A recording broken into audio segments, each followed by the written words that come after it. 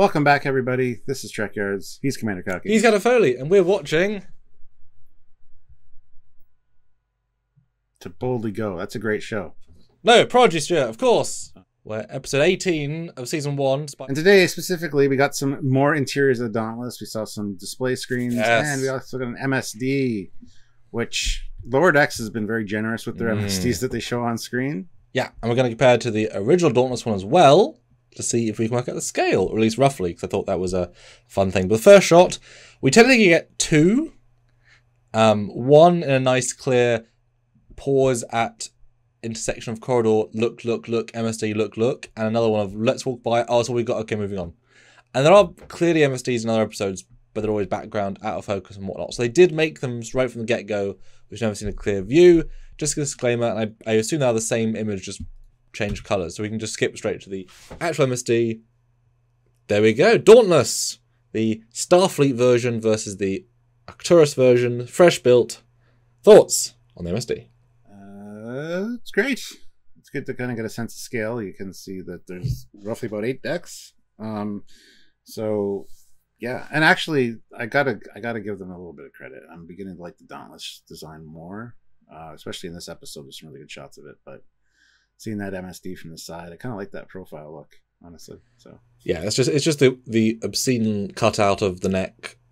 Like fill that in, and it might be a lot better. But I like the original one so much that it's just a pale copy that's odd, yet almost the same. But MSD looks great. It's very Starfleety, yet that's the style I've gone for, these weird purples, but it's in style. It feels, I wouldn't necessarily say Mike Akudery, but certainly someone who studied Mike and replicated a very fair-looking one. It's not big. And the episode certainly presented as being giant. It's not giant. This is a small ship, relatively. Well, when we see them merge their warp bubbles, that screen too shows the size comparison, and it's not that much bigger than the Protostar. Not as big as we thought it was, for sure. So yeah. Although we did keep caveating to the audience, like it's not as big as it's showing us. It's all perspective tricks because they want a vibe versus the actual scale. Because I've often done episodes of my Trek shorts where two ships are actually super close in scale, but one's meant to be attacking, but they're so similar it sort of feels like brothers. And it's like, well, I'll just 20% lower the scale. Oh, okay, that fits. You have to do that occasionally, so that's what I did. And then we got the shuttle there as well displayed, and you see the shuttle in the shuttle bay, so you get the sense of scale for that. That is true. I was shocked. It's a classic Type 9. They did not reinvent the wheel. Wow. Super. Not only that, but this profile view looks very similar to the Intrepid, honestly. There's a lot of similarities, especially with those lower the warp nacelles and stuff. So yeah, Janeway just likes that kind of ship, I guess. Oh, we know B'Elanna helped design, I think, both ships. But it's a good looking MSD. It's and it's not. I like the colors. I do like the purple. Hit or miss for me, but I do like it in this context. I like that it feels very functional.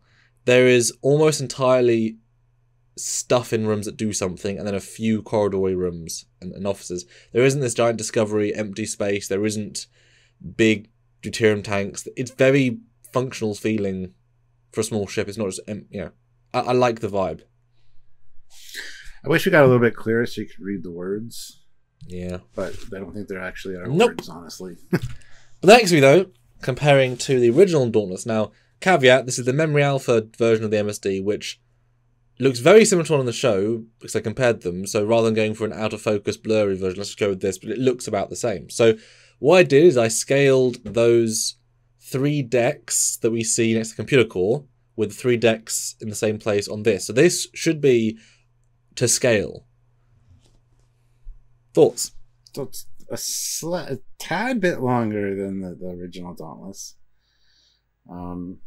See, the original Dauntless, I hate that profile view. I don't know. But yeah, I like the idea that you scaled the computer core in those three decks.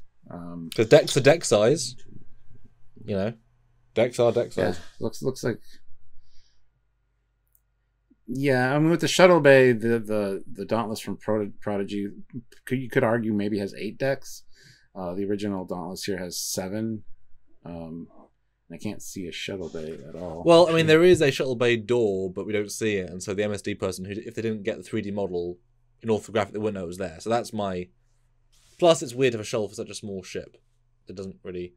But obviously, Dauntless being taller makes sense, because it's literally been shifted like this, so it has got more decks by definition. But I mean, if you look at them, they are... I can see a lot of comparable things. They clearly, to me, took this one and pulled things from it. I see a lot of parallels here. Because, you know, the wheel's already invented, you know? Yeah. Yeah, the bridge is roughly the same size. Yeah, I mean, this is actually pretty impressive. Although it's interesting, because the Dauntless itself was very... It was always implied very integrated tech. And clearly, there's almost nothing in the inside except rooms. Because it's so efficient, right? Like, its entire engineering room is a slipstream chamber. It's a tiny room smaller than the bridge. That's it. That's the entire...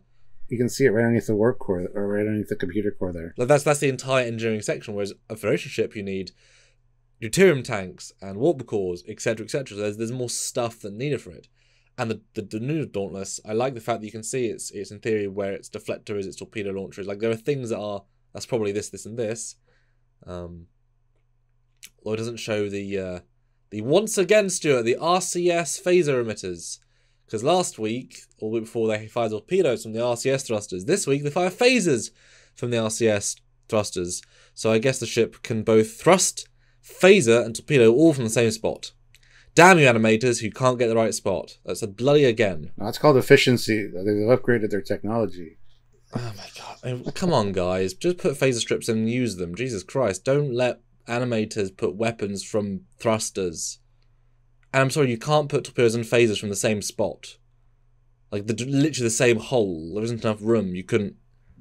I mean, you could be very clever and create a torpedo tube, and around the torpedo tube put a phaser strip. So technically, you could do that, but don't know if you would. And an RCS thruster strip, remember? Oh yeah, inside the torpedo launcher when not being used. You could throw them on top of on each side of the phaser strip on the outside. So it all looks like it's one piece. Torpedo tube, come on, phaser now. Strip, RCS strip. Yeah, nothing wrong with that. Great firing arc for the phasers, a tube shape. Really, really advanced. You know? If they're just forward facing and they stick out, so they can go to the side. They don't stick out, Stuart. It's a flat hole. Everything's in a hole. You can see them. I'm just saying that's how I would invent it. Oh god, but you wouldn't though. You're smart on that, Stuart. It's a terrible design. It sounds cool though. Like, I'd like to see it that much packed into like half a deck. Because remember, it is like a deck big. So a tube, thruster, all that. Wow, miniaturization, Stuart. It's all in. Back to the MSD. But I mean, if this has got to be about the same scale. I mean, that's got to be almost fully. So I could very much scale Dauntless, this, and Protostar. And in fact, maybe I have to do that as a later video to compare them, because I've got obviously Protostar models, so we can see what the reality is and see how it all lines up. Yeah, I think the Protostar probably has like 5, maybe 6 decks at most. Because the cargo bay is 2, the saucer's 1, and then a ramp. I mean, is there a deck? Half a deck?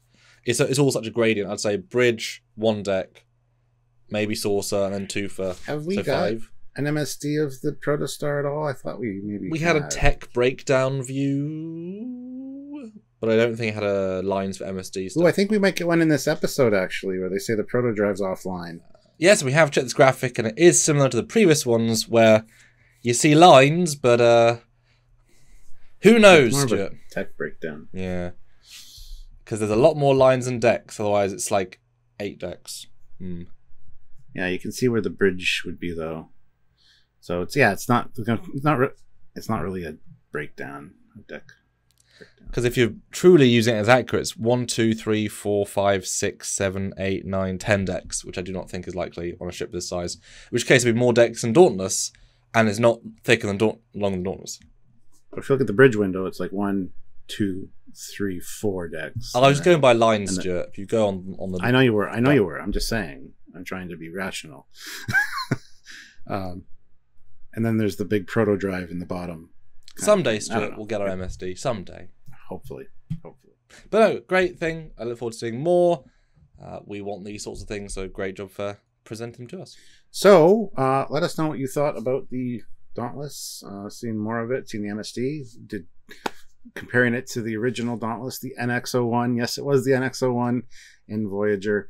Let us know what you guys think in the comment section down below. Please like the video, give us a subscription, subscribe to the channel, join the channel perhaps, and don't click the notification bell icon so you don't miss our lives, where we talk about this very stuff with you guys in real time, and you can ask us questions directly. And support us in our efforts to bring you more Trek all the damn time via Patreon, monthly, join the channel, also monthly on YouTube, or super chatting during our lives, or super thanksing on any video anytime, including this one, or any. If you can help, please do, and thank you in advance. That's right. So until next time, he is still Commander Dawkins. Forever and always, Captain Foley.